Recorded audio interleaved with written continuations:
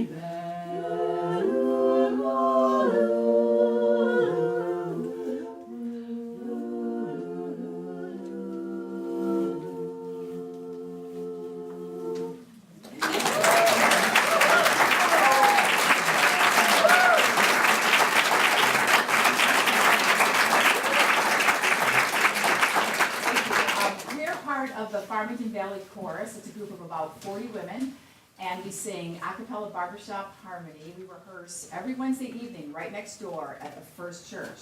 So all of you ladies out there, there's lots of you. Those of you who like to sing or aspire to sing, come over any Wednesday evening and check us out. And gentlemen, sorry, you'll have to find a men's barbershop. So we're going to sing one more song for you.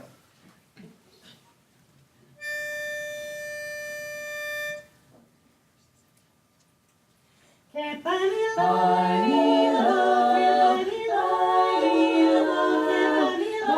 me love, oh, I'll buy you a diamond ring, my friend, if it makes you feel alright, and I will get you anything, my friend, if it makes you feel alright. I'll tell you, I don't care too much for money, money can't buy me love, well, I'll give you all I got to give if you say you love love me too. And though I may not have a lot to give, but what I got I'll give to you. And only you. I don't care too much for money. Money can't buy me love. Love can't buy me love. Oh, oh. Everybody tells me so. Can't buy me love. Can't buy me love. No, no, no, no, no, no. Say you don't need no diamond rings, and I'll be satisfied. Tell me that you want the kind of things that money just can't buy. Oh, shawty, I don't care too much for money. Money can't buy me love. No, no. Nowadays money's on everybody's mind. They don't mean to be unkind, but they don't get it. What a shame, honey, it really is a crime. Happens all of the time, and they'll regret it. Buy me love. Can't buy me love. Oh, everybody tells me so. Can't buy me love. All you need is love, sweet love. No, no, no, no, no, no. Say you don't need no diamond rings, and I'll be satisfied. Tell me that you want the kind of things that money just can't buy. Oh my, I don't care too much for money. Money can't buy me love. Buy me love. Buy me love. Buy me love. Oh no, no, no,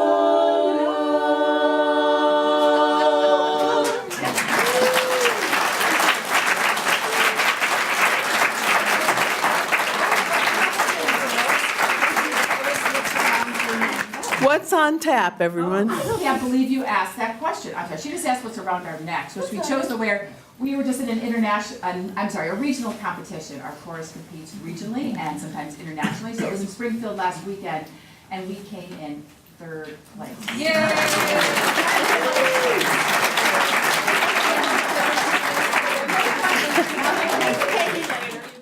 The Night of 1,000 Stars celebrates libraries and reading. I was thrilled when I learned to read by myself and soon had a love affair with the tiny library at my elementary school, South School, which no longer exists. The building's still there down the street. There were little cards in the back of the books, and if you slid the card out, you could see how many people had checked the book out before you. If there were lots of date stamps, I would choose that book to read. It was kind of a kid version of a bestseller list. Not the worst method, it's how I discovered Nancy Drew. She became a big part of my childhood. I will never forget my first Simsbury library card. It was the first piece of grown-up ID that I had, and it felt like a veritable ticket to adulthood. I carried it proudly in a padded blue Barbie wallet that had otherwise held 5 cents in case I needed to make an emergency payphone call, and a photo of Troy Donahue that came with the wallet. You young people will have to look him up. My card was stiff beige paper that I think was called oak tag, and it had my name on it and a little metal plate embossed with the number 7734. How do I remember that when I can't even remember where I put my keys? Simple. Any memory lasts when it's linked to emotion. That library card opened up the world to me, as libraries and librarians do every day, to children and adults everywhere around the world. That's why I love libraries, especially this one, and librarians. I owe them. We owe them. And we are here tonight for our local celebrities to celebrate reading with us. Our first reader is Mary Bloomy. She was born and raised in the Bronx, of which she's fiercely proud. She briefly taught at a junior high school, but quickly realized it wasn't her calling. She and her husband Dave lived in the Midwest, but New England charmed them both back east. Mary says she was fortunate to be able to be a stay-at-home mom with all the joy that that brought. When Dave and the kids took to skiing somewhere around 1983, she headed to St. Joseph's for a degree in pastoral ministry. Although she and Dave have both been involved in St. Mary's, she was led to a vocation called spiritual companioning, which is a ministry of deep listening that challenges her and the people she meets with to listen non-judgmentally to the inner yearnings and resistances to living life meaningfully. And yes, they discuss God, Jesus, Allah, Yahweh, the One, and other higher powers. She's now been at this for 32 years and counting, and works out of the Spiritual Life Center in West Hartford. Mary? It's obvious that I started that when I was 10 years old, isn't it? I'm probably the only person who's going to say this. I bought the book for its cover. Deep? No. I am in love with these two men. And it was the smile that was so unique, so amazing, and it just, by itself, made me laugh. The title is The Book of Joy. And its origin, I should say, is that Desmond Tutu went to meet up with the Dalai Lama on the occasion of the Dalai Lama's 80th birthday. And each of them knew it would probably be the last time they would ever meet or ever be together. But they had a long history of a warm and cordial friendship. A third person joined a conversation that they had gotten together to have. And his name is Douglas Abrams. And Abrams acts in the book primarily as the narrator and the one who asks questions of the men to help them open up. What is joy all about? Why do I care about joy? Because I run into so few people who I really can have a conversation with about joy. And I believe that was one of God's gifts to me, was joy, and somebody made that quite clear along the line. So anyway, let me get to the heart of the matter. There is I would describe this book as being both, I wrote it down here somewhere so I wouldn't forget. Mostly it is very wise. It is funny sometimes. It is deep most of the time. But it's a fun read, and the pictures just keep you on that level of joy. So I encourage anybody who might be interested after this to run out and get a copy of it. So it begins with Abraham speaking, the interviewer. I addressed the next question to the Archbishop. I'm sorry, I cannot do an African accent, nor can I do a Nepalese accent, so I'll try to keep you abreast of who's speaking. The joy that you are talking about is not just a feeling. It's not something that just comes and goes. It is something much more powerful, much more profound. And it sounds like what you're saying is that joy is a way of approaching the world. Many people are waiting for happiness or joy. When they get a job, when they fall in love, when they get rich, then they'll be happy. Then they will have joy. You're talking about something that is available right now, without waiting for anything. The Archbishop considered his response carefully. I mean simply to say that ultimately our greatest joy is when we seek to do good for others. Was it really that straightforward, is what the narrator is asking himself. He said, as if anticipating my skepticism, the Archbishop continued, it's how we are made.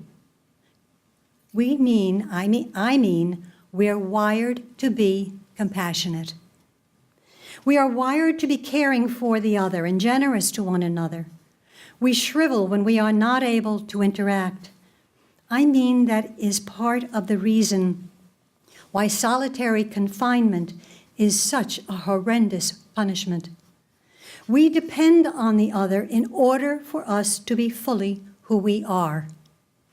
I didn't know that I was going to come so soon to the concept that we have at home, the concept of Ubuntu. It says, a person is a person through other persons. And you realize that in a very real sense, we are meant for a very profound complementarity. It is the nature of things. You don't have to be a believer in anything. I mean, I could not speak if I'm not speaking without having learned it from other human beings. I could not walk as a human being. I could not think as a human being, except through learning it from other human beings. I learned to be a human being from other human beings. We belong in this delicate network. It is actually quite profound. Unfortunately, in our world, we tend to be blind to our connection until times of great disaster. We find we start caring about people in Timbuktu, whom we've never met and we've probably never going to meet this side of death. And yet, we pour our hearts out. We give resources to help them because we realize that we are bound together. We are bound up, and we can only be human together. At this point, the Dalai Lama gets his say. And he asks, how do we create more friends? And then he says rather rhetorically, trust. How do you develop trust? It's simple. You show your genuine sense of concern for their well-being. Then trust will come. But if behind an artificial smile is kept inside of you, then there will never be trust. If you are thinking how to exploit, how to take advantage of them, then you can never develop trust in others. Without trust, there is no friendship. We need friends, genuine friends. The Archbishop jumped in. This God is community, fellowship. We are created in order to flourish, and we flourish in community.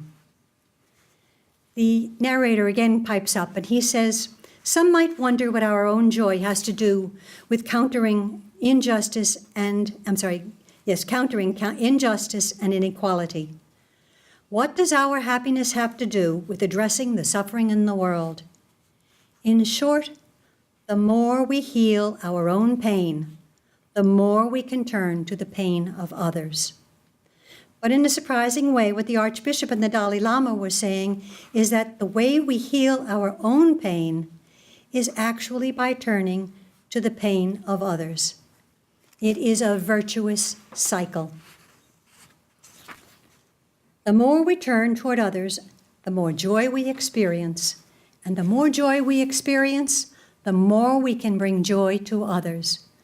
The goal is not just to create joy for ourselves, but as the Archbishop poetically phrased it, to be a reservoir of joy, an oasis of peace, a pool of serenity that can ripple out to those around you. And as we will see, joy is in fact quite contagious.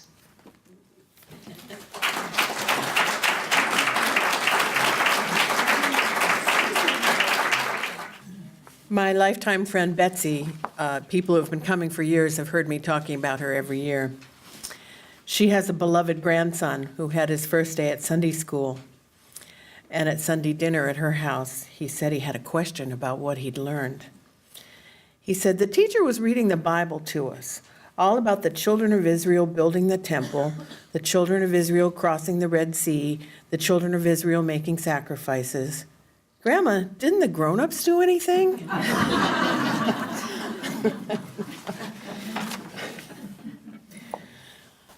Betsy grew up on Long Island, where everybody pretty much has an attitude.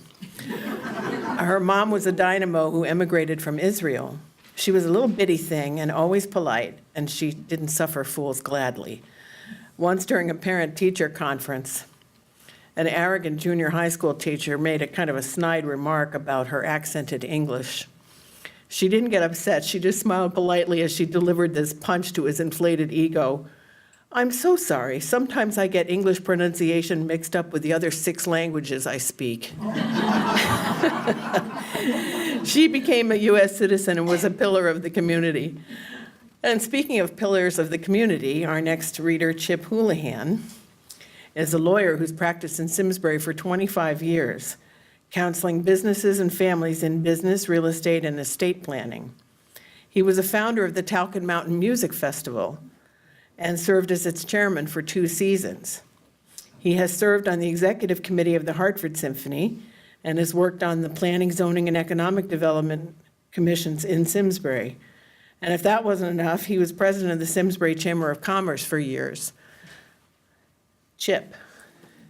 My wife Shelley grew up in Providence, Rhode Island, in the 60s and the 70s, when it was a city that time had forgotten, and it was ignored. And when she was writing short stories, she brought back that era. This is titled Providence, 1975. A city the time had forgotten, with a main character who was ill-equipped to understand the world around him. His name is Angelo. Angelo LiMaggio isn't thinking about Mickey Mantle's batting average and where to buy leopard skin seat covers for his Continental, because he still has a headache from the ashtray that Tina threw at him. Instead, he frowns, accelerating the pain at his temple, and wonders if his bride might still be angry. He'll have to think of a less embarrassing story if anyone notices the Band-Aid beneath his hair. And if his mother notices, he'll never hear the end of it. It happened last night when they came home from dinner at his parents' house. But Angelo can't remember why the argument began. Was it his mother's fault or his? His mother's dislike of Tina and the returned disaffection is old news. He hears about it every day. Yet he learned long ago how to display interest without absorbing information, a skill he unfortunately uses indiscriminately. It's difficult to think things through when he must wait on stragglers, rare and uncertain customers who haven't yet discovered discount furniture and appliance stores, since those stores aren't located within the boundaries of Federal Hill. Even though this is 1975, the waxing era of Technicolor, the customers at Renaissance Furniture hold on to the past like black and white will soon come back. The store is a dreary place, with yellow plastic laminating the storefront windows, making every couch, dinette, and recliner look pollinated. Federal Hill is the same it's always been. Pale mannequins stand behind dirty plate glass at Medovici's ladies' clothes, as if petrified after a terrible cosmic apocalypse. They've worn the same faded clothing for 20 years. Likewise, the residents of Providence seem tired and dejected, like it's just occurred to them how bad everything's gotten. It looks like everything might get sucked from the blighted landscape in one gulp of destructive mercy, ground up and disposed and then pumped into polluted Narragansett Bay. When it happens, Renaissance Furniture will be ground zero. His customers debate between color and black and white television consoles, while Angelo shuffles a wad of gum from one side of his mouth to the other, ruminating about what made Tina so mad. He's been trying to quit smoking again, ever since his neighbor, Mr. Minetti, lost his voice box and most of his chin. Angelo's mother spends half her waking moments talking about poor Mr. Minetti and the glaring absence of most of his face, and how it wouldn't have happened if Mr. Minetti hadn't been smoking filterless cigarettes since First Communion. During the remainder of those waking minutes, she complains about Tina. The color it'll be, the customer roars as if he's won something. Angelo knows he should care about them, as they're likely his only customers all morning long, but he can't summon the energy. Not surprisingly, the customers know his mother. As they near the exit, one of them turns and asks, "So, how you doing, Angelo? Everything good?" "Fine, thanks," answers Angelo, trying to smile. She's probably already been informed that he still sleeps some nights in his parents' house, despite his marriage 4 months ago to the dancer he met in Las Vegas. And certainly, she knows he ended up in the hospital for second-degree burns on his groin because his new leisure suit almost combusted when the end of a cigarette sizzled on his leg. Tina's cigarette, though it could have just as easily been his. He prays she doesn't see the Band-Aid near his hairline. From the moment Angelo got stuck in his mother's birth canal with the umbilical cord wrapped around his neck, it was clear that he was in for some of life's more unpleasant lessons. But Angelo still believes luck can change. After all, he got Tina to marry him only days after he met her at the casino. Those fishnet stockings and that little smile like she knew a secret, it was love at first sight.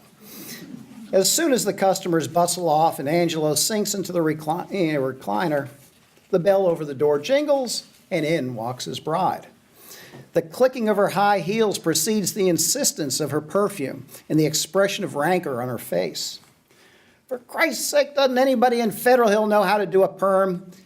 Gingerly touching the stiff mass of fried blonde curls, she adds, "Your mother told me to go there. I should have known." And a tear runs down her cheek and rests at the top of her iridescent lips. Be honest, how bad does it look? Angelo is at a loss for words. Her hair looks no different to him than the last time he saw her. He knows he can't tell her that. He does know how to approach her when she's angry, which unfortunately is most of the time since she boarded a plane with him in Las Vegas. Taking a deep breath and hoping it sounds like a sympathetic sigh, he holds out his arms and says, "Baby, you're beautiful. You know that." It's the right thing to say. And soon he's holding her and smelling the chemicals that bathe her head. Unfortunately, he sneezes. "Geez, Angelo, I don't want you snotting it too." Taking a tissue out of her handbag, she dabs at her eyes, which seems to calm her. "Yeah, well, I just came here to show you my hair." She sniffs and looks around the empty store. "Busy today, I see," as if it's his fault. She's obviously still angry, and he still can't remember why. He has no idea how to talk to Tina, something he didn't notice before they stood together in the all-night chapel. A welcoming disposition, long legs, and great body were just about all he noticed until he arrived home and had to explain her to his mother. "Hey, baby," he says, "don't be angry anymore. I'm really sorry about last night. It must have been something his mother said, he guesses. How about we go out to lunch and talk it over?" Tina opens her handbag and pulls out 2 paper-wrapped sandwiches. The tears dried on her cheek, leaving a pale, salty trail. "I brought lunch, thinking you couldn't leave the store," she sniffles. Then, attempting her first lopsided smile of the day, she adds, "I know how busy it is here." Of course, when they first met, Angelo may have exaggerated the importance of his position at Renaissance Furniture, leading Tina to assume that he owned the place and that it was successful. He only wanted to impress her. At first, he didn't think she'd discover the truth. Later on, he tried to tell her a few times about his real job, his measly paycheck, but something always deterred him. Even though she'd been in the chorus line at Caesar's Palace for less than a year, she still burst into tears at the airport. And Angelo wrapped his arms around her and kissed her in the ticket line, murmuring, "Baby, you'll love it in Providence. I'll make sure of it." At the time, he believed this could be true. After a couple of drinks and cigarettes on the plane, Tina seemed more composed, wistful almost. She sighed. "I guess I'm sad because I didn't really make it in Las Vegas. You know, become a headliner. I thought it'd be glamorous and all." And slipping her arm into his, her eyes filling up with tears, she said, "I know it's going to be fine in Providence. I mean, I love you, right?" That this was a question, and not a rhetorical one, entirely escaped them. Wiping her eyes, she looked out the window and then turned back to him and said, "Honey, can we get new furniture for the apartment from your store? We ought to have a fresh start, you know, both of us. I mean, you could write it off as a business thing, right?" What could Angelo say to that? Could he tell her right then that he had lied to her? That sometimes he got loans from his father to pay the electric bill? After all, her eyes were still puffy from sobbing at the gate.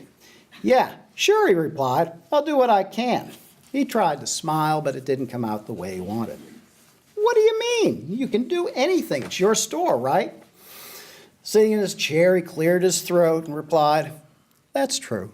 And he patted her hand. The plane's engines droned and Tina fell asleep. Angelo ordered another drink and smoked another cigarette. He knew he couldn't wait much longer to tell Tina about his mother, as his parents were picking them up at the airport. He said goodbye to his mother, a single man, and now was coming home with a wife. And not just any wife. A wife who had been a dancer in a skimpy sequin thing that barely contained all those precious parts of her. It surprised him how he hadn't given much thought to his mother, that plump little woman, flowered housecoats and rosary beads. Taking the last swallow of his drink, he finally told himself it was unlikely that his mother would make a scene in front of her new daughter-in-law. She was scarier than that, like an angel with a shiv. Tina woke from the plane when the plane began its descent, and Angelo, mopping his brow with a napkin, and said offhandedly, as if it just occurred to him, "Hey, my parents are picking us up, so you'll get to meet them." He winked at her and then gulped. "They'll be surprised, but," and he trailed off here, partly due to the astonishment on Tina's face, partly because he didn't know what to say. "Your parents are picking us up?" She elbowed him in the ribs. "What are they going to think? I must look awful."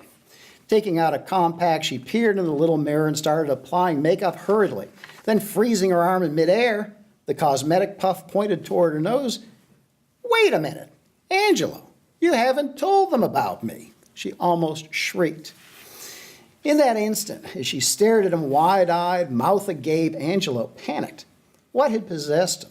He knew, in a stark second of unaccustomed accountability, he had gotten into this predicament because he'd been unaware of anyone or anything other than Tina and the breadth of his carnal bliss with her. Shifting his weight in the seat, he felt himself shrivel in shame, and now he was terrified of two women. He wasn't sure which one would strangle him first. By the time they got to the gate, Tina was outraged, and they'd only been married 12 hours. Angelo spotted his parents right away. His mother craned her neck over the crowd and engaged in a spirited, one-sided conversation with Angelo's father. Mr. LiMaggio had looked as he always did, as if he were somewhere else altogether. Angelo's mother smoothed her hair and beamed at the sight of Angelo, her only baby.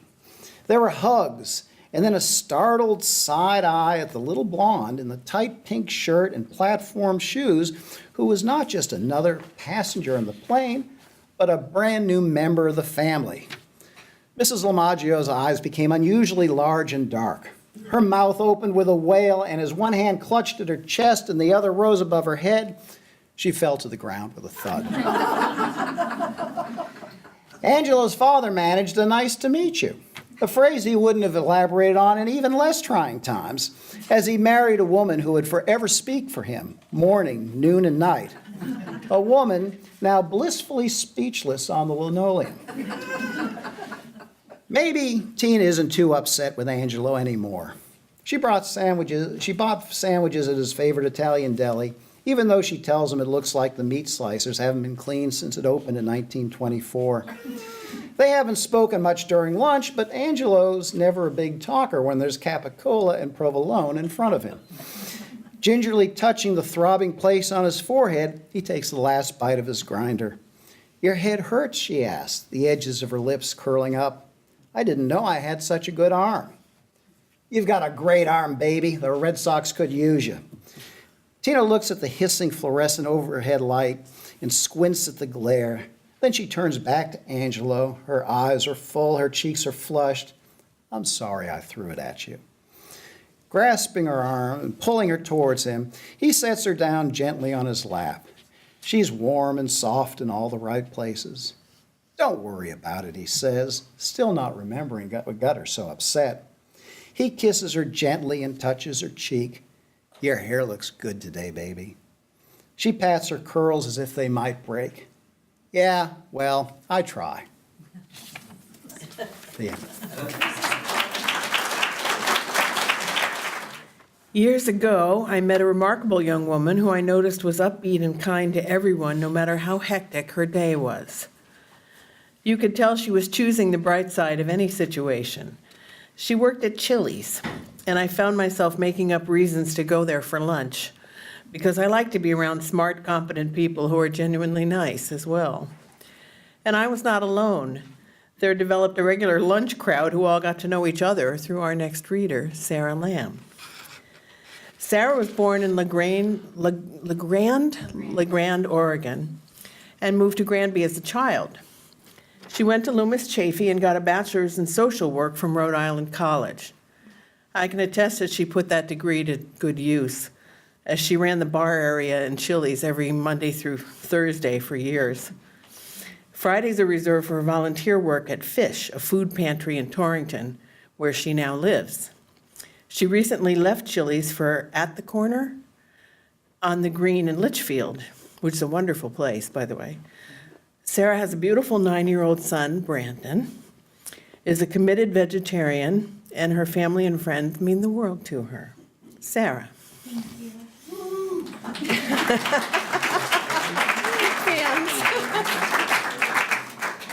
Hi, everybody. I did go to Rhode Island College in Providence and lived on Federal Hill, so a lot of that, it was in 1975, but I've always loved to read. I was that little kid under the covers with a flashlight hiding from my mom at night, and I'm proud to say my son is now the exact same way. So I'm going to be reading from The Giving Tree by Shel Silverstein, which I gave him on Valentine's Day when he was 5. And the first time I read it to him, he sat and then the tears just started streaming and I thought, who are you, you little creature, that you already know what that means and you love it. So this is a very special book to me. Once there was a tree and she loved a little boy. And every day the boy would come and he would gather her leaves and make them into crowns and play king of the forest. He would climb up her trunk and swing from her branches and eat apples. And they would play hide and go seek. And when he was tired, he would sleep in her shade. And the boy loved the tree. And the tree was happy. But time went by. And the boy grew older, and the tree was often alone. Then, one day, the boy came to the tree, and the tree said, "Come, boy, come and climb up my trunk and swing from my branches, and eat apples and play in my shade and be happy." "I'm too big to climb and play," said the boy. "I want to buy things and have fun. I want some money. Can you give me some money?" "I'm sorry," said the tree, "but I have no money. I have only leaves and apples. Take my apples, boy, and sell them in the city. Then you will have money and you will be happy." And so the boy climbed up the tree and gathered her apples and carried them away. And the tree was happy. But the boy stayed away for a long time, and the tree was sad. And then one day the boy came back, and the tree shook with joy. And she said, "Come, boy, climb up my trunk and swing from my branches and be happy." "I'm too busy to climb trees," said the boy. "I want a house to keep me warm," he said. "I want a wife and I want children, and so I need a house. Can you give me a house?" "I have no house," said the tree. "The forest is my house. But you may cut off my branches and build a house. Then you will be happy." And so the boy cut off her branches and carried them away to build his house. And the tree was happy. But the boy stayed away for a long time, and when he came back, the tree was so happy she could hardly speak. "Come, boy," she whispered, "come and play." "I'm too old and sad to play," said the boy. "I want a boat that will take me far away from here. Can you give me a boat?" "Cut down my trunk and make a boat," said the tree. "Then you can sail away and be happy." And so the boy cut down her trunk and made a boat and sailed away. And the tree was happy. But not really. And after a long time, the boy came back again. "I am sorry, boy," said the tree, "but I have nothing left to give you." "My apples are gone. My teeth are too weak for apples," said the boy. "My branches are gone," said the tree. "You cannot swing on them." "I'm too old to swing on branches," said the boy. "My trunk is gone," said the tree. "You cannot climb." "I'm too tired to climb," said the boy. "I am sorry," sighed the tree. "I wish that I could give you something, but I have nothing left. I am just an old stump. I'm sorry." "I don't need very much now," said the boy. "Just a quiet place to sit and rest. I'm very tired." "Well," said the tree, straightening herself up as much as she could. "Well, an old stump is good for sitting and resting. Come, boy, sit down and rest." And the boy did, and the tree was happy. The end. Thank you. My love of reading was instilled and nurtured early on by my mother, Patricia. Just about every night, she'd read my brother and me a few chapters from classic books, complete with different voices for each character. Treasure Island, Peter Pan, 20,000 Leagues Under the Sea, the entire Bookhouse books of illustrated 12-volume set of pretty gruesome fairy tales. and stories, so many books over the years. We really fought against getting ready for bed because it usually meant a new installment of the latest story. Lisa Nacharian, our next reader, understands that kind of magic. She's the creator and owner of the Storyteller's Cottage. This renovated Victorian home is now a hub for literary events and adventures, including author nights, live storytelling events, unusual literary societies, writing workshops led by local authors, and literary-themed parties and mystery room games. Lisa holds a master's degree in educational psychology from the University of Connecticut, a master's in mass communication from Boston University, and a BS in psychology from the College of William and Mary. She has worked variously as a teacher, a public relations director, a freelance writer, an independent publisher, and an event planner. In addition to creating and launching the Storyteller's Cottage, she also runs Raising Wizards, a website for parents of gifted children, and is a gifted parenting coach for clients nationwide. Lisa and her husband Matthew currently own the Fiddler's Green shops across the street in Simsbury, and they are the proud parents of 3 teenage boys. Lisa. Thanks, Nancy.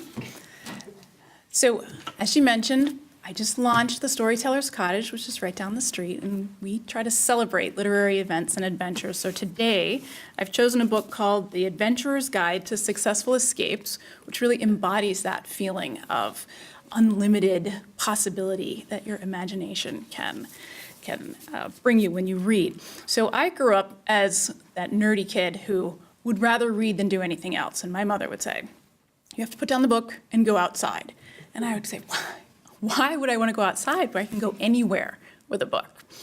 So today, I'm going to read to you a story about, I'm not reading the whole story, I'm going to give you the beginning of a story about a girl named Anne who lives at St. Lupin's Institute for Perpetually Wicked and Hideously Unattractive Children.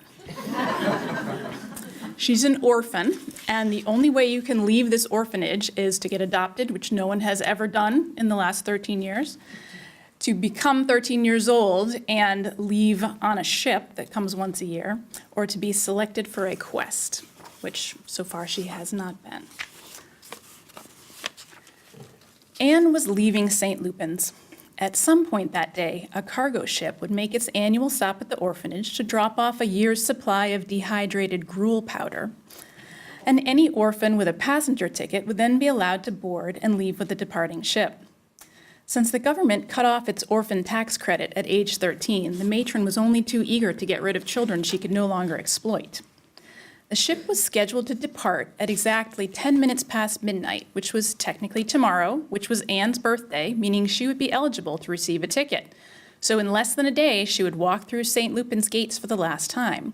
Or in child labor terms, Anne was roughly 23 chores away from complete freedom. She sat heavily on her bed, sending out a small puff of coal dust from her clothes. After a night spent working in the coal mines, her body ached for sleep, but there was no point in even lying down because everyone was due in the front hallway in 15 minutes. Besides, with the excitement of her birthday, coupled with the unease of her coming departure from St. Lupin's, her mind was anything but sleepy. With a sigh, she moved on to packing, which is easy when you have nothing to pack. Anne reached under the thin mattress and pulled out her few meager possessions. The first was a homemade pocket knife she had built from various odds and ends, and the rest consisted of several dozen slips of paper. On one side of the papers was printed the rejections from all the Quest academies to which she had applied. On the other side was the stated reason for rejections, no proof of origin. More than anything, Anne wanted to go on adventures and ultimately to find her real home. First, however, she had to obtain an official license, but no academy would enroll someone who couldn't prove where they came from. To the knife and papers, Anne added a third item from her coat pocket, a small thin book with a tattered red cover. Every day after her shift in the mines, Anne would sneak into the boarded-up library, replace whatever book she had taken the previous day, and unofficially borrow another one.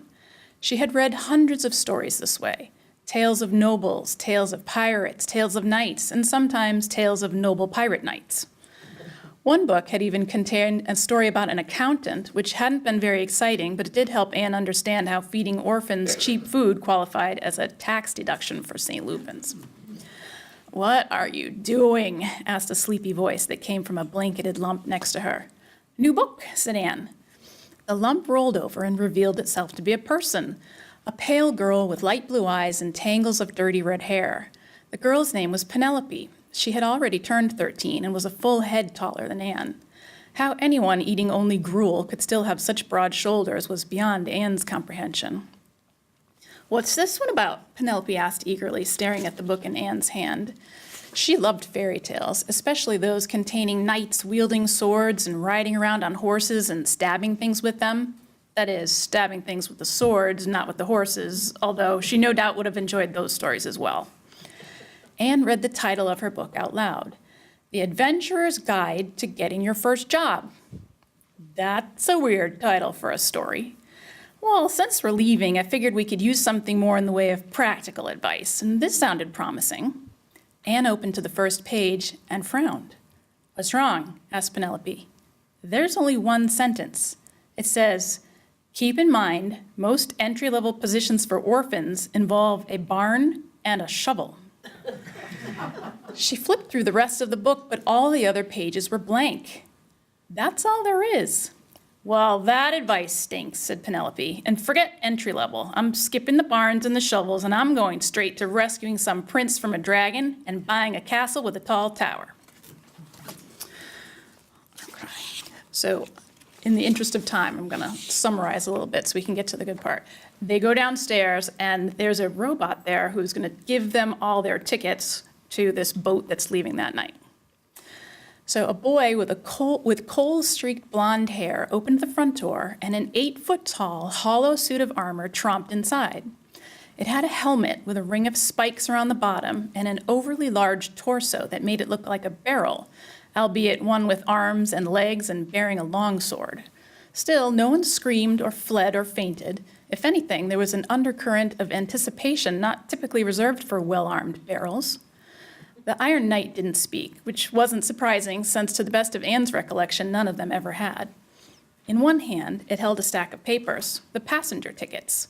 At the top of the stack was a message from the matron. It handed this to the boy who had opened the door, and the boy read the message aloud. "To all the orphans who are scheduled to leave, I wish I could say I enjoyed the pleasure of your company, but I haven't, not even a little bit.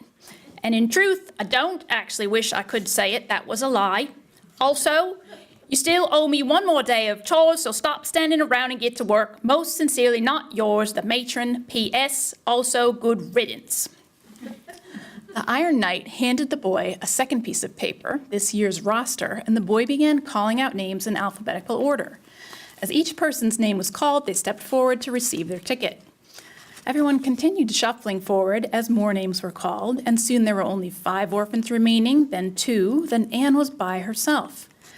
"Anneville," the boy finally said. Anne cringed at the sound of her full name, but she stepped forward with an impossible-to-contain smile nevertheless. Despite her uncertain future, there was still a sense of exhilaration. She held her breath, waiting for the Iron Knight to hand her a ticket. Instead, it turned and exited the dormitory. She runs upstairs, she talks to the matron, she asks, "Why did I not get a ticket?" And the matron says, "I just changed the plan. The ship is not leaving at midnight, it's leaving after midnight. Technically not your birthday, you have to stay another year." So Anne decided she didn't care what the matron said, she wasn't going to be left behind. One way or another, she was leaving St. Lupin's, even if she had to break every one of the matron's rules to do it. Penelope jogged over with a rake in her hand. "There you are. Did you get your ticket?" Anne shook her head no. "What?" exclaimed Penelope. Anne explained what she had learned in the matron's office, how the supply ship was now scheduled to leave before midnight, so Anne would have to stay at St. Lupin's another year. "That is completely unfair," said Penelope. "What are we going to do?" "Well," said Anne, looking around to make sure they couldn't be overheard, "I was thinking I'd leave anyway, if you feel like helping me." "Oh, yes," said Penelope. "We'll storm the castle." I'm pretty sure you only storm a castle when you're trying to get into it, and technically I'm trying to get out of it. Fine, we'll call storming it Plan B. How about a disguise, suggested Penelope. Yeah, but I would still need a ticket, said Anne. But maybe I could stow away in one of the cargo crates after it's unpacked, but before they return to the ship. Penelope shook her head. They always check the empty crates. However, I'm sure I could throw you onto the ship from the dock. Anne pointed to a scar on her elbow. Are you forgetting the I'm sure I can toss Anne up into the oak tree incident? Penelope grinned. I was so close. And anyway, you healed up nicely, didn't you? Yes, well, I'd like to avoid the need to heal this time. We could at least call it Plan C. You call it Plan C, said Anne. I'm calling it Plan of Last Resort, and even then, probably not. How about we make it simple? You board first, cause a commotion, and I'll sneak aboard while everyone is distracted. What sort of commotion? I don't know, start an argument with a first mate or something. And which one is he again? Just a second, I think I have a sketch of him. Anne emptied her pocket to get her drawings. Here, hold this for a minute. She handed the book with the red cover to Penelope. What book is this? Asked Penelope. It's the same one I had earlier. I haven't had a chance to exchange it for anyone yet. No, it's not. This one is The Adventurer's Guide to Clandestine Travel. Anne looked at the cover and frowned. That's weird. Penelope opened the book, and they both gasped. Printed on the first page, in crisp dark lines, was a passenger ticket with Anne's name on it. You have to read the rest to find out what happens.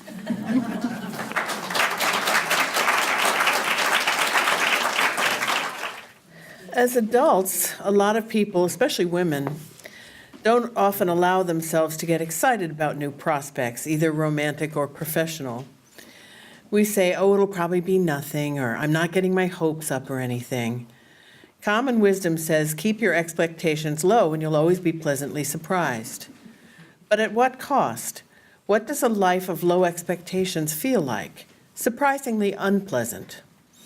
In an attempt to guard against potential disappointment, we've made happiness the unexpected and pessimism the status quo.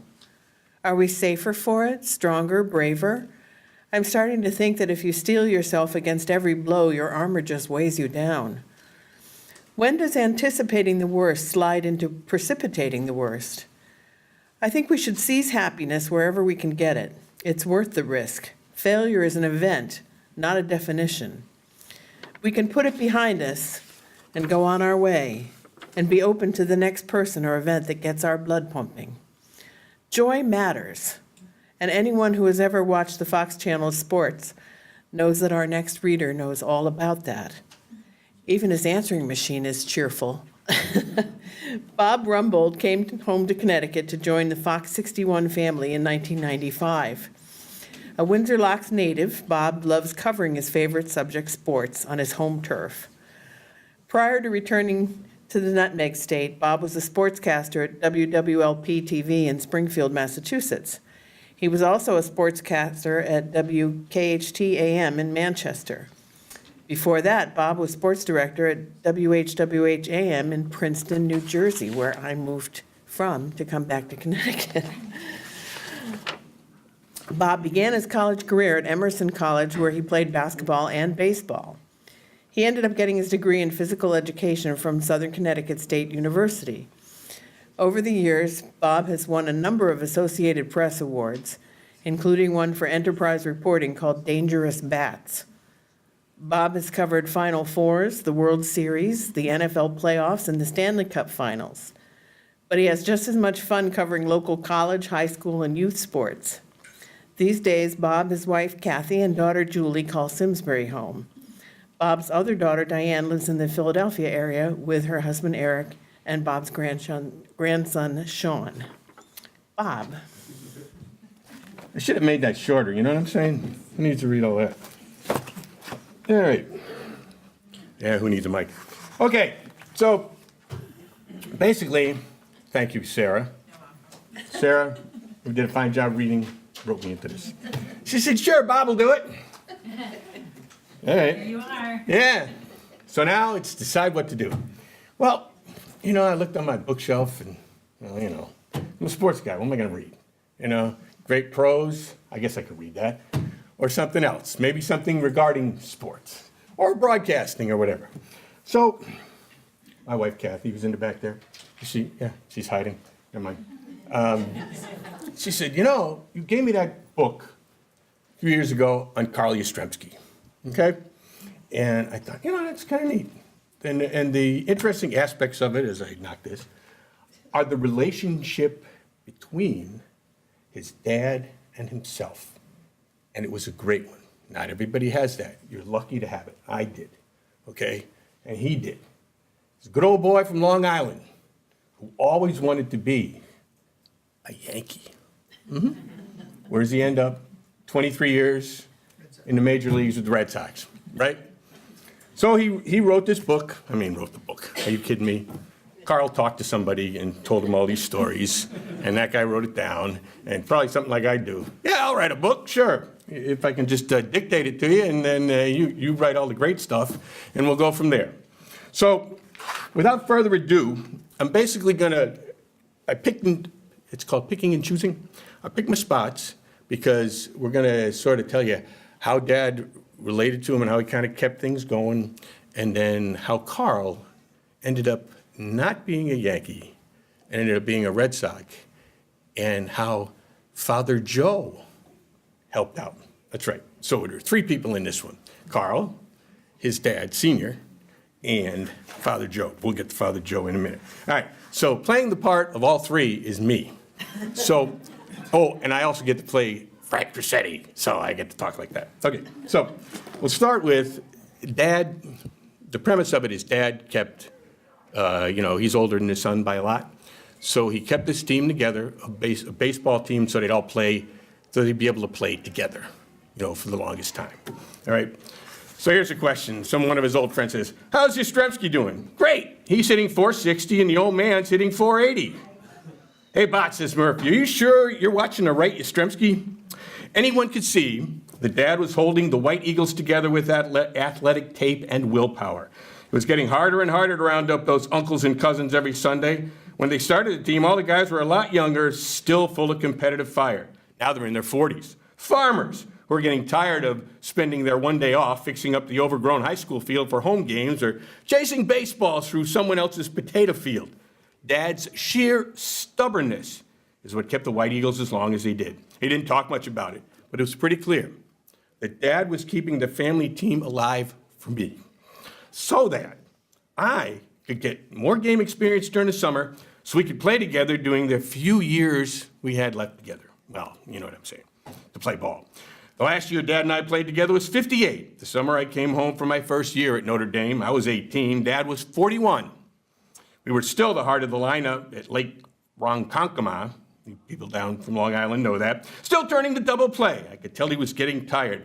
By the time I got to be a senior in high school, the scouts were coming out of the woodwork like termites. It was time to start thinking seriously about my future in baseball. And that future could be with the Pinstripes. We moved to further action. That's me filling it in. All right. Now we're at the Yankee tryout. Anybody who knows the Yankees and is old enough, and some of us are, know who Frank Cressetti was. Very famous. Number 2, third base coach. The whole thing, crusty old coot. Yeah. The kid goes in next, says Cressetti. I swung my bat a few times to warm up. When the cage was empty, I stepped in. I felt good, loose. Right away, I started my patter. Gotta be quick, I was muttering to myself. But don't jump too hard. Stay loose. Okay.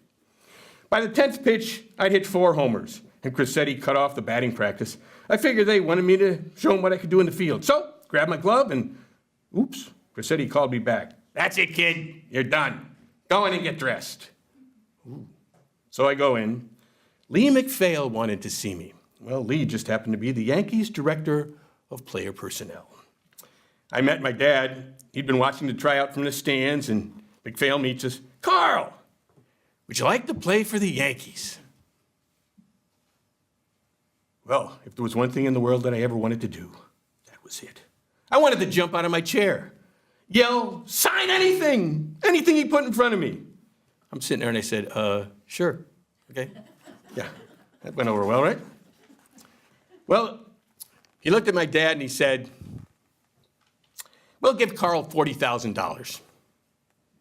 Yes, it's coming all together. The majors, the Yankees, the stadium, real money. I'd never had that kind of money before, but I looked over at Dad. His arms were crossed. His jaw was set. I knew that look. My heart sank. Mr. McPhail, it's going to take a lot more than that. Well, next in comes Joe. That would be Father Joe. For a priest, Father Joe Radkowski threw a nasty curveball. He'd been a great ball player in his youth, a major league prospect like Dad.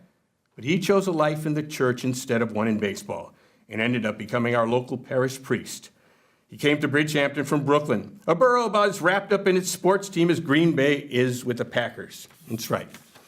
Well, my dad, a devout Catholic, sought Father Joe's advice on any number of things, including business manners.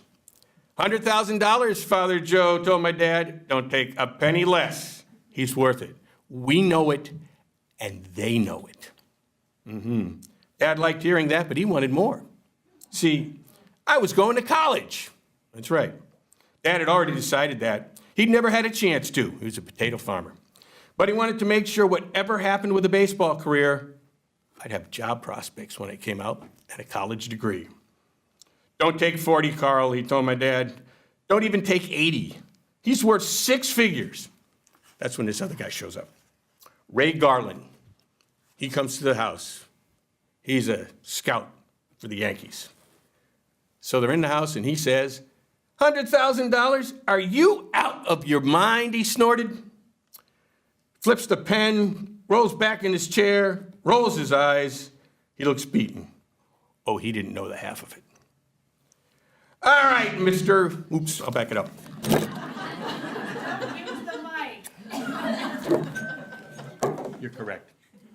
All right, mister, my dad roared at Garland, jumping out of his chair, the veins standing out in his forehead. You've got a lot of nerve coming into my house, calling me crazy and throwing pencils around. You take all that junk and you get out of here and never come back. And that's what Ray Garland did. When he walked out the door, my hopes of playing for the Yankees, and the $60,000 he'd actually offered, walked out with him. Dad never spoke to the Yankees again, though they tried several times. I'm almost done, don't worry. We get to the good part. Yeah. Finally, they end up, part of the reason that Carl, which is basically Dad, had Carl sign with the Red Sox was because Dad liked Tom Yawkey, thought he was a good, devout Catholic, and that's a good thing. He's a good family man. So, he took the $108,000. Carl thought that was nuts. He said, well, other guys offered $125,000. But he took the $108,000 and the college. Finally, we finish here. Carl ended up going to Notre Dame, as we said. He actually played for a while and then went to the Red Sox, where he became famous and played for 23 years and all that. Every week during my freshman year at Notre Dame, he sent me an envelope with a $5 bill in it. That was my allowance. As you can imagine, it made my social life a little challenging, especially because I'd begun to get interested in girls after only having my eyes for baseball my whole life. The first week, my sophomore year, the envelope arrived from my dad. I opened it up to find $5. I called him on the phone. Cripes, Dad, I just got a $108,000 signing bonus from the Red Sox. I think I deserve a little more than $5 a week. Do you have any idea how hard it is to live on this? Another envelope arrived the next week. There was $750 in it. And the rest is history. The end.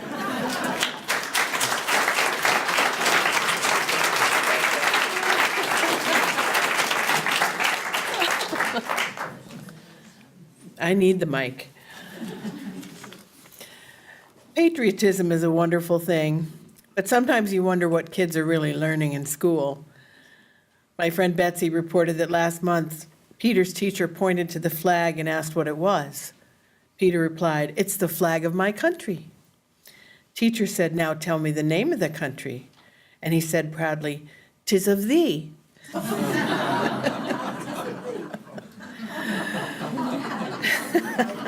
I love that story. People in power have to know when to stick to their guns and when to back off. To illustrate, one dark night in the days before radar, a huge ship was barreling through the water. You can imagine the captain's indignation when he saw up ahead other lights coming closer. He ordered a message sent ahead, "Veer off." "You veer off," came the immediate reply. The irate captain had a new message sent. "Veer off, you stupid idiot. This is a battleship coming toward you." And almost at once a message came back, "You better think it over. This is a lighthouse coming toward you."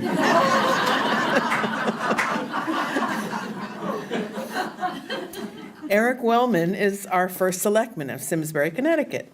He's also a business consultant in the insurance industry. Formerly, Eric was an award-winning radio show host in the National Public Radio System, which I didn't know.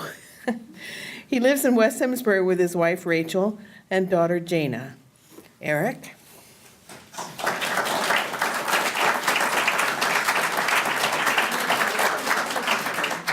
Good evening. So my wife actually told me that a generation ago she was a speaker at this exact event, which I didn't know, which is very, very cool. So this is my book, Horton Hatches the Egg. He's always a character that I've related a lot to. I think about an incident that I witnessed about 2006 or so when I was working for Progressive Insurance. I was leaving that day, and the CEO was probably like 50 yards ahead of me walking out of the building. And he just casually bends down and picks up a napkin that was on the ground and just put it in the trash can and kept on walking. And that always stuck with me because it sends a message that there is no problem too small, or you can't say something's not your job when the CEO is making that his job. So fast forward, and being the first selectman of Simsbury, Connecticut, the real blessing for me has been the opportunity to be on the front lines of seeing the level of civic engagement that we have in this community, which is extremely unique. I just came from the Terriffill Village Association's annual meeting where I had the opportunity to learn about their vision for their village, and there's about 30 to 50 people who are giving of themselves, their time and their energy to make their community, this community, our community, a better place. I'm standing here in a building that really would not exist if it were not for the Friends of the Library. Not 100 yards that way, we've got the Veterans Memorial, the Flower Bridge, the dog park behind me, again, because we have people in this community who give of themselves, people who, instead of stepping over that napkin, decide to pick it up. So I've always appreciated Horton. And I'm going to read just an excerpt. And this is at the point where he decides that he is going to sit on the tree. The first thing to do, murmured Horton. Let's see. The first thing to do is to prop up this tree and make it much stronger. That has to be done. Before I get on it, I must weigh a ton. Then carefully, tenderly, gently he crept up the trunk to the nest where the little eggs slept. Then Horton the elephant smiled, now that's that, and he sat, and he sat, and he sat, and he sat. And he sat all that day, and he kept the egg warm, and he sat all that night through a terrible storm. It poured and it lightened, it thundered, it rumbled. This isn't much fun, the poor elephant grumbled. I wish she'd come back, 'cause I'm cold and I'm wet. I hope that Maisie bird doesn't forget. But Maisie, by this time, was far beyond reach, enjoying the sunshine way off in Palm Beach, and having such fun, such a wonderful rest, decided she would never come back to her nest. So Horton kept sitting there day after day, and soon it was autumn, the leaves blew away, and then came the winter, the snow and the sleet, and the icicles hung from his trunk and his feet. But Horton kept sitting and said with a sneeze, I'll stay on this egg and I won't let it freeze. I meant what I said and I said what I meant. An elephant is faithful 100%. And let me just add, because I wanted to give a little bit of commentary. I think Horton has an opportunity to grow a little bit as a character, because when you're doing something that's tough, it's okay to ask for help. And I just wanted to say that if there is anybody in this room who has ideas for making this community a better place, that my door is always open to you. Thank you.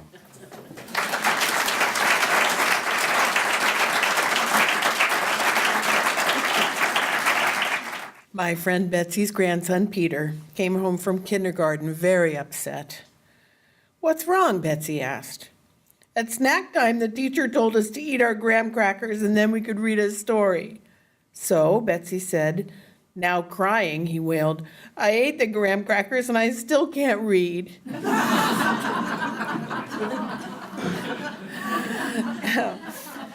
Now, remember in the beginning, I was singing the praises of librarians? Well, our next reader and last, Sarah Ray, has seen and done it all for the Simsbury Public Library. She first began as the teen librarian in the old library, moved to the reference desk, and became the adult services librarian 5 years ago. She helped move the library 3 times and has been an integral part of its evolution. She enjoys sharing her passion for learning and connecting people with information. She's the go-to expert in the 3D printer and the other high-tech goodies in the makerspace, and she's in charge of putting together the wildly successful Mini Maker Fair, which is coming up again on May 5th. Susan really has seen and done it all, and I don't think the library would function without her. I can't imagine it functioning without her. Susan?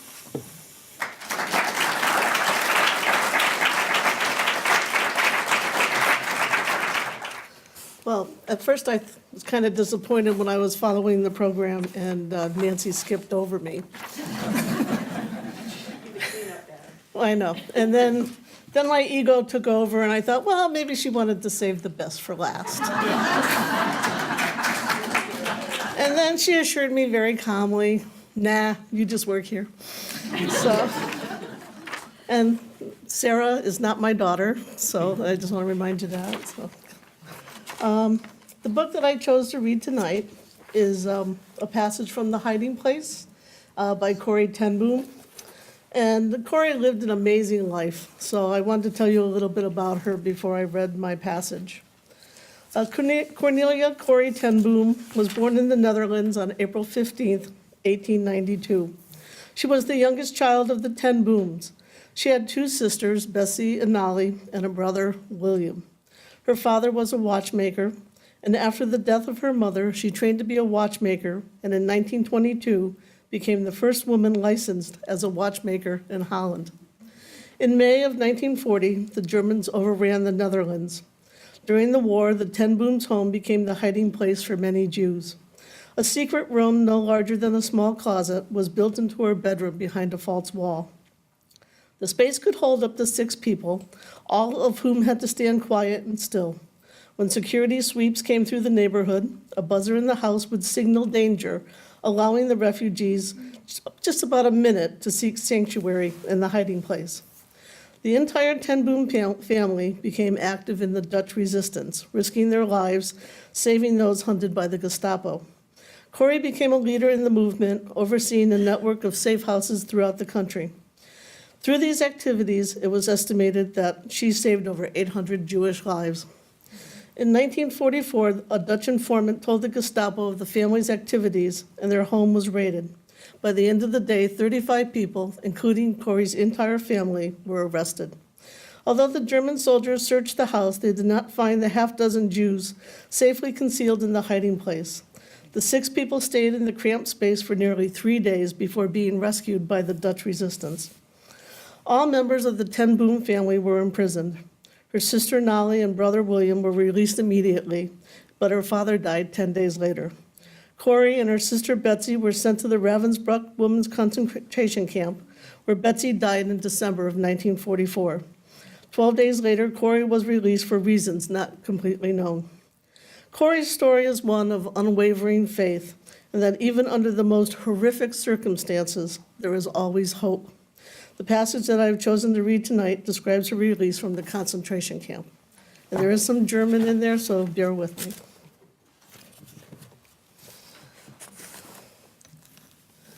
It was the following morning when over the loudspeaker during roll call came the words, "Ten Boom, Cornelia." For an instant, I stood where I was. I had been prisoner 66730 for so long that I almost failed to react to my name. I walked forward. Stand to the side. What was going to happen? Why had I been singled out? Had someone reported my hidden Bible? The roll call dragged on. From where I stood, I could see almost the entire Lagerstrasse, tens of thousands of women stretching out of sight, their breath hanging white in the night air. The siren blew for dismissal. The guard signaled for me to follow her. I splashed through the slush, trying to keep up with the strides of her tall boots. My legs and feet were still painfully swollen from the long count the day before, and my shoes were held together with string. I hobbled behind the guard into the administration barracks at the opposite end of the Lagerstrasse from the hospital. Several prisoners were standing in line at a large desk. An officer seated behind it stamped a paper and handed it to the woman standing in front of him. "Entlassen," he said. Entlassen? Released? Was the woman free to leave? Were we all free to leave? He called a name and another prisoner stepped to the desk. A signature, a stamp. Entlassen. At last, Ten Boom Cornelia was called. I stepped to the desk, steadying myself against it. He wrote, brought down the stamp, and then I was holding it in my hand. A piece of paper with my name and birth date on it, and across the top in large black letters, Certificate of Discharge. Dazed, I followed the others through a door at our left. There, at another desk, I was handed a railway pass entitling me to transportation through Germany to the Dutch border. Outside this office, a guard pointed to me to a corridor into another room. There, the prisoners who had been ahead of me were tugging their dresses over their heads and lining up against the wall. "Clothing over here," a smiling prison trustee told me. "Entlassen physical," she explained. I drew the Bible over my head along with the dress, rolled them together, and buried the bundle at the bottom of the clothing pile. I joined the others, the wooden wall rough against my bare back. Strange how the very word release had made the procedures of prison 100 times more hateful. How often Betsy and I had stood like this. But the thought of freedom had stirred in me, and the shame of this inspection was greater than all of the others. At last the doctor arrived, a freckle-faced boy in a military uniform. He glanced along the lineup with undisguised contempt. One by one, we had to bend, turn around, spread our fingers. When he reached me, his eyes traveled down to my feet, and his lips puckered in disgust. "Edema," he said. "Hospital." He was gone. With one other woman who had not passed, I scrambled back into my clothes and followed the trustee from the building. Day had broken, a sullen gray sky spitting snow. We started up the Lagerstrasse, past the endless streets of barracks. Then, aren't we going to be released? "I imagine you will be, as soon as the swelling in your legs go down," the trustee says. "They only release you if you're in good condition." I saw her look at the other prisoner. The woman's skin and eyes were a dull, dark yellow. Sick calls stretched around the side of the hospital, but we walked straight through the door and into a ward at the rear. The room was crammed with double-decker cots. I was assigned a place on an upper bunk next to a woman whose body was covered with sores. But at least it was near a wall where I could keep my swollen legs elevated. That was what mattered.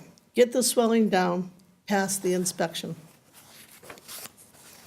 7 days later, the doctor on duty at the clinic stamped the medical approval on my discharge form. Events that had dragged to slow now moved with speed. In a dressing shed near the outer gate of the camp, I was outfitted with clothes, underthings, a woolen skirt, a truly beautiful silk blouse, sturdy, almost new shoes, a hat, an overcoat. I was handed a form to sign stating that I had never been ill at Ravensbrück, I had never had an accident, and that the treatment here had been good. I signed. In another building, I received a day's bread ration and food coupons for 3 additional days. I was also given back my watch, my Dutch money, and Mama's ring. And then I was standing with a group of 10 or 12 just inside the gate. The heavy iron doors swung open, and at the heels of a woman guard, we marched through. We climbed the little hill, and now I could see the lake frozen from shore to shore. The pines and the distant church steeple sparkled in the winter sun like an old-fashioned Christmas card. I could not believe it. Perhaps we were only going to the Siemens factory. Tonight, we would march back to the camp. But at the top of the hill, we turned left toward the center of the small town. I could feel my feet swelling in the tight new shoes, but I bit my lip and made myself stride along. I imagined the guard turning around, pointing a scornful finger at me. "Edema, send her back to camp." At the small train station, the guard turned and left us without a glance. Apparently, we were all traveling as far as Berlin, then each pursuing her separate route home. There was a long wait on cold iron benches. It was New Year's Day, 1945. Betsy had been right. She and I were now out of prison. In 1959, Corrie was part of a group of women which revisited Ravensbrück, which was now located in East Germany, to honor her sister Betsy and the 96,000 other women who died there. It was then that Corrie learned that her own release had been the result of an error, and that 1 week later, all the women of her age were taken to the gas chambers and killed. Thank you.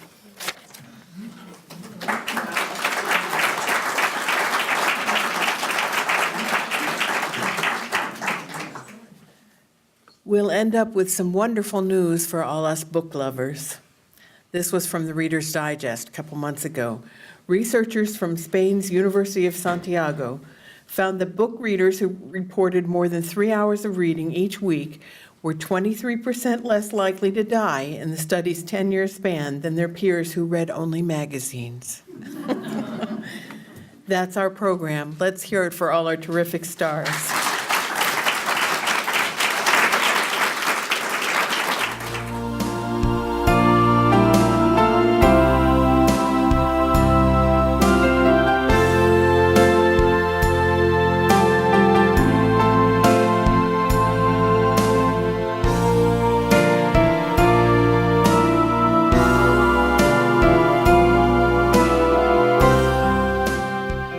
Funding for Simsbury Community Television is provided in part by contributions from viewers like you. Thank you.